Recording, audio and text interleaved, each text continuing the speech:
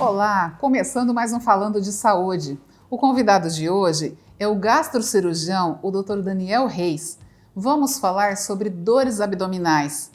Está curioso? Está sentindo algo dessa maneira? Venha com a gente assistir essa matéria. Olá, doutor, como vai? Vou bem, Cláudia, tudo bem? E vocês? Muito obrigado pelo convite, pela oportunidade de estar aqui no programa, falando com o pessoal, levando um pouco aí tirando um pouco as dúvidas, levando um pouco de conhecimento para todos. Obrigado. Eu é que agradeço, né, doutor? Que a sua agenda é extremamente cheia, a gente conseguiu sequestrar você um pouquinho para cá. Seja bem-vindo. Obrigado. Doutor Daniel, as pessoas realmente elas queixam muito de dores abdominais e não sabem exatamente onde é a dor. Isso acontece de fato? Ah, com certeza. A dor abdominal, ela tem uma dificuldade muito grande na caracterização da dor por um motivo muito simples. A maior parte do abdômen ele é do sistema nervoso autônomo. O que é isso? Ele funciona de modo automático. Então a gente tem o intestino está funcionando e a gente não sente, a vesícula está funcionando, a gente não sente, o estômago está funcionando e a gente não sente. E isso tudo para a gente ter uma menor sensibilidade de que esses órgãos estão movimentando-se e prestar mais atenção no que a gente está pegando, projetando uma atividade futura. Então, por conta disso tudo, o nosso cérebro ele fez com que a gente tivesse uma menor inervação. Então, o sistema nervoso ele do intestino, né, do aparelho digestivo como um todo, ele é muito primitivo. Então, a gente não consegue identificar bem a dor, não consegue estratificar bem de onde vem a dor, e isso traz também uma dificuldade na interpretação da dor. Então, muitas vezes, uma dor vaga, uma dor periumbilical, uma dor ao redor do umbigo, né? Uma dor que muitas vezes é muito frustra, que acompanha uma cólica abdominal. A gente tem uma dificuldade muito grande, inclusive nós médicos temos uma dificuldade muito grande e muitas vezes temos que lançar mão do que a gente vai chamar aí de investigação complementar, com endoscopias, com colonoscopias, ultrassonografias e tomografias. Então, por quê? Para a gente tentar trazer do paciente mais algumas coisas além da dor, que muitas vezes ele não percebe, então tem que ser investigado, tem que ser questionado, e esse método de investigação complementar. Então é um desafio tanto para o paciente e para nós também. Quando chega aquele paciente que é um caso mais complexo, que é, digamos assim, uma dor mais misteriosa, esse paciente ele vai e volta ao consultório algumas vezes, né, doutor, até fechar o diagnóstico, isso ocorre? Com muita frequência. É muito comum a gente ver o doente procurar um pronto atendimento, queixando-se principalmente da dor abdominal. Ele é medicado com Buscopan composto, com alguma outra medicação analgésica, melhora da dor e ele fala que aquela dor funcionou enquanto corria o soro. Depois dessa dor, já volta a ter, depois de melhorar do alívio dessa dor imediato, dali a 8, 12 horas ele já começa a sentir novamente os sintomas e aí acaba procurando a gente no consultório.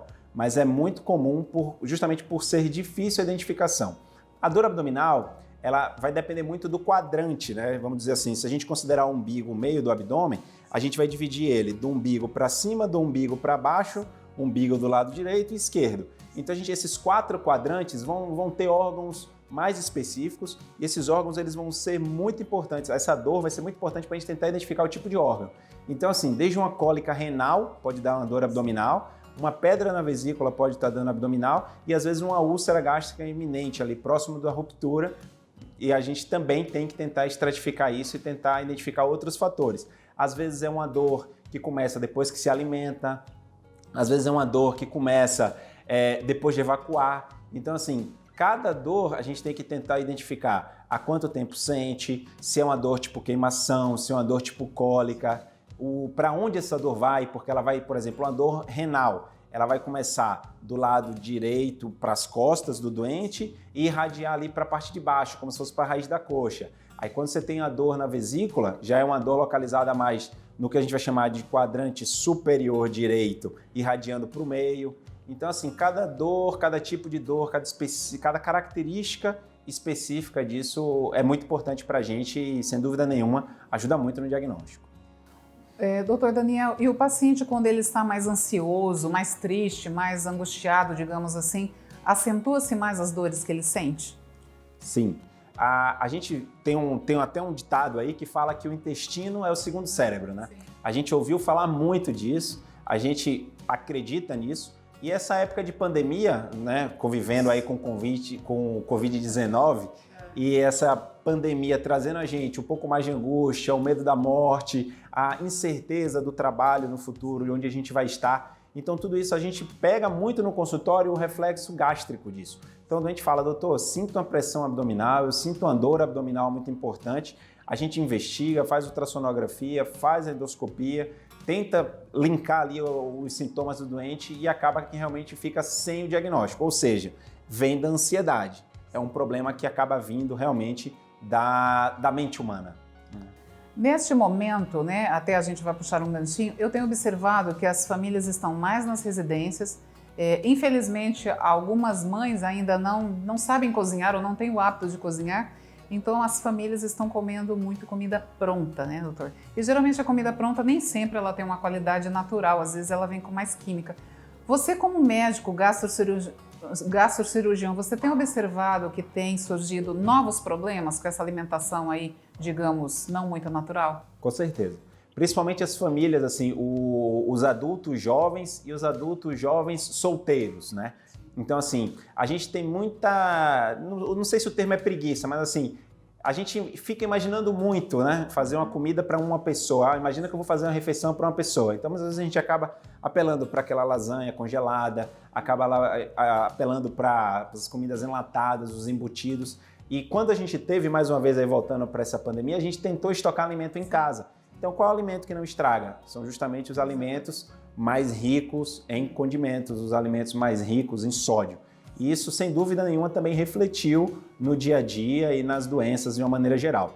A gente, vendo recentemente até uma entrevista sobre obesidade com a endocrinologista muito renomada lá de São Paulo, ela citou isso, ela falou, gente, tenta ir no mercado várias vezes e comprar coisas que vão estragar. Porque se você pensar justamente o oposto, que agora você não consegue mais ir num restaurante, comer uma comida mais fresca, você tem muitas vezes esse hábito de abrir um alimento que está pronto já ali ensacado, é muito melhor você comer alguma coisa que veio da natureza. É muito melhor você comer as coisas dos campos, né? Das florestas, dos mares. Então, assim, é muito mais interessante a gente tentar comer essa comida com menos conservantes. A gente vai ter um trânsito intestinal, um hábito intestinal melhor.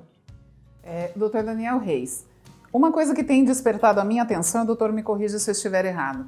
Você, no seu conceito, você observa que aquela mãe que prepara os alimentos naturais para os filhos, desde que o filho é pequenininho, até que ele cresce, até que ele se torne um adulto e ele seja o seu paciente, né, ou que ele vá lá para uma consulta diária, você diz para nós que esse paciente ele tem muito mais chances de ter saúde? Com certeza. Hoje em dia, a gente enfrenta um problema que se chama obesidade infantil. 30% das nossas crianças estão acima do peso. Sim. Então, o fato da gente tentar ter uma alimentação mais saudável desde a infância vai criar o hábito num adulto, um hábito mais saudável. Então, é muito mais difícil você tirar o doce de um adulto que comeu M&M's a vida inteira, que adorava o pacote de bolacha recheada. É muito mais fácil esse doente que foi introduzido frutas desde a infância, esse doente que tinha uma alimentação mais grelhada e menos frita, que tinha um alimento preparado com mais zelo, né? A gente, sem dúvida nenhuma, é mais difícil, eu tenho 2 filhos pequenos, né? É mais difícil a gente ofertar para essas crianças alimentos saudáveis do que simplesmente fazer um sanduíche. A comida favorita do meu filho ou é o McLanche Feliz, fazendo um merchan aqui pro McDonald's, ou é o cachorro-quente. Então, assim, papai, cachorro-quente hoje, por favor. Então, se eu quiser que ele coma bem, em quantidade, né, a gente vai estar prejudicando a qualidade.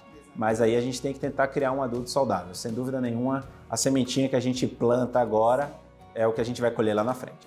E o exemplo do pai e da mãe também, né, doutor? Eu observo muito que quando a gente conversa com aquele paciente que ele tem uma série aí de doenças, digamos assim, a gente observa que o pai e a mãe não tinham um hábito alimentar tão saudável e o filho ele acaba seguindo mais o exemplo também, né?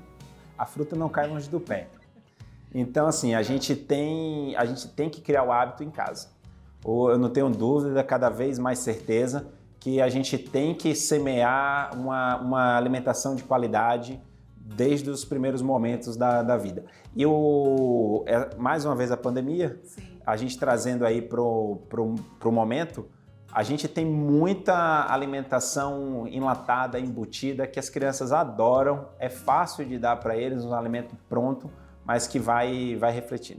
Infelizmente, tem que tentar pegar as coisas que venham mais da natureza, e mais as feiras livres, tem muito produto de qualidade, né? Aqui em Maringá a gente tem bons ambientes para estar fazendo esse tipo de mercado, digamos assim.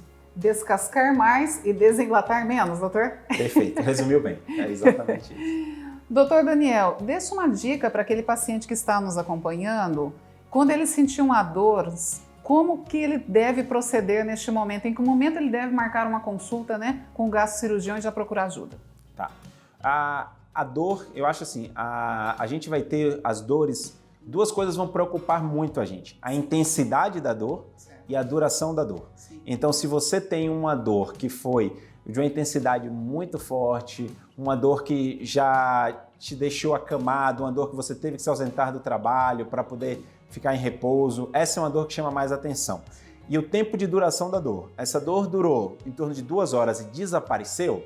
Chama atenção? Chama, mas não é uma dor que preocupe tanto. A dor que vai preocupar a gente é aquela dor que persiste por mais de 8 horas. Então, assim, uma dor muito forte ou uma dor que você toma medicação e não melhora, essa dor, ou alivia muito pouco, essa dor vai precisar de um atendimento médico. Eu vou dar um exemplo da doença mais comum, né? O abdômen agudo, que a gente chama a urgência abdominal mais importante para nós é a apendicite. É a mais comum nos prontos-socorros aqui para o atendimento do gastrocirurgião.